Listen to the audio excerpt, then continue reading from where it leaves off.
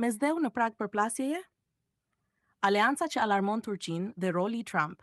Zyrtarë izraelite e cilësojnë retorikën e Ankarasë të padurueshme. Aleanca Izrael-Greki-Qipro në Mesdhe konsiderohet problem strategjik për Turqinë. Trump mund ta frenojë Erdoganin, por deri tani po vepron me kujdes. Izraeli dhe veçanërisht Benjamin Netanyahu kanë qenë kohët e fundit pothuajse çdo ditë në qendër të akshendës së Recep Tayyip Erdoganit, për shkak të operacioneve të shumta dhe fronteve që Tel Avivi ka hapur në lindjen e mesme, kundër shteteve dhe organizatave me të cilat Ankaraja mban marrëdhënie të ngushta. Pasi ka cilësuar në raste të ndryshme sulmet ndaj objektivave në Iran, Palestinë dhe bregun perëndimor, si goditje kundër të gjithë botës muslimane, Erdogan e përshkallëzoi sërish retorikën e tij gjatë kësaj jave, duke deklaruar se veprimet izraelite në Siri dhe Liban përbëjnë një kërcënim të drejtpërdrejtë për Turqinë.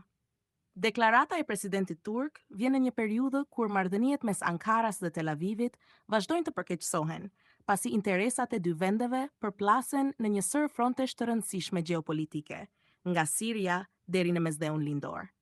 Nga ana e tij, Benjamin Netanyahu nuk heshti dhe reagoi me gjuhë të ashpër, duke e cilësuar presidentin turk si një diktator antisemit që nuk duhet t'i jap leksione morali Izraelit.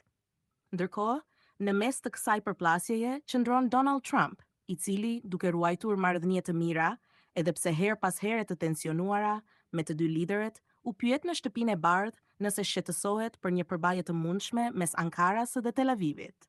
Trump shmangu një përgjigje të drejtpërdrejtë, duke thënë se nuk kishte dëgjuar deklaratat e fundit të Erdoganit, të cilin e quajti mik shumë të mirë dhe udhëheqës të madh, për të shtuar se nuk do të ndodh asgjë me Turqinë, pasi unë e respektoj atë dhe ai më respekton mua.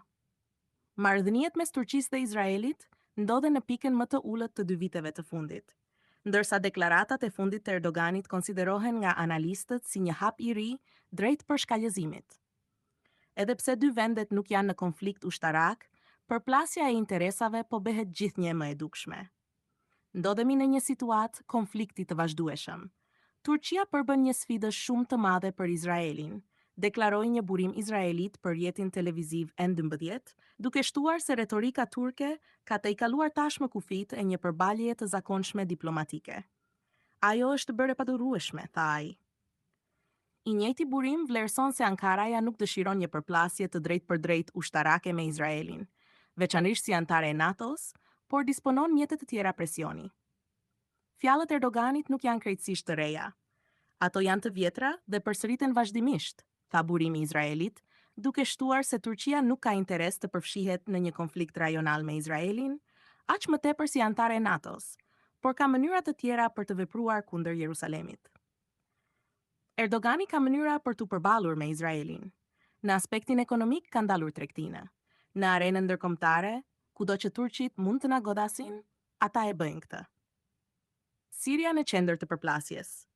Gjatë fjalimit të tij në Asamblenë Kombëtare të Turqisë, Erdogan deklaroi se operacionet izraelite në Siri dhe Liban kanë arritur në një pikë ku ndikojnë drejtpërdrejt në sigurinë e Turqisë. Siria përbën një zonë me rëndësi strategjike për Ankaran, e cila synon të ruajë një rol vendimtar në zhvillimet pas rrëzimit të regjimit të Asadit dhe ngritjes së forcave të reja politike në vend. Presidenti dhe themeluesi i Institutit Izraelit për Politikën Rajonale Mitvim, Nimrod Goren, shpjegon se Turqia e konsideron Sirinë pjesë të sferës së saj të ndikimit dhe kërkon të ruajë lidhje të forta varësie me Damaskun. Turqia e konsideron Sirinë si sferën e saj të ndikimit dhe do të donte ta kishte si një lloj motre të vogël, si një protektorat, diçka që sirianët nuk e dëshirojnë domosdoshmërisht, tha ai. Goren shtoi se në të kaluarën, Izraeli dhe Turqia kishin arritur të koordinojnë vijat e kuqe në Siri për të shmangur përplasjet, por kohët e fundit tensioni është rritur ndjeshëm. Qasja e Ankaras ndaj Libanit është e ndryshme. Sipas Gorenit, Libani nuk përbën tradicionalisht zonë të ndikimit turk, ndërsa Hezbollahu nuk mban marrëdhënie të afërta me Erdoganin. Sipas tij, presidenti turk po shfrytëzon situatën e krijuar në Liban, ku Izraeli ka kufizuar veprimet e tij për shkak të presionit amerikan, ndërkohë që përballet edhe me kritika të forta ndërkombëtare për aktivitetet e tij atje. Mesdheu Lindor si fushë rivaliteti. Përveç Sirisë dhe Libanit, Erdogan drejtoi kritika edhe ndaj lëvizjeve izraelite në Mesdheun Lindor. Po shohim iniciativa të udhëhequra nga Izraeli në Mesdheun Lindor. Askush nuk duhet të kërkojë aventura në rajon. Përgjigja jon do të jetë e qartë dhe e fuqishme nëse shkelen të drejtat e turqve dhe turko-qipriotëve, deklaroi ai. Mesdheu Lindor është një fushë shumë më e vështirë për ne dhe për turqit, taburimi i Izraelit për N12, duke shtuar.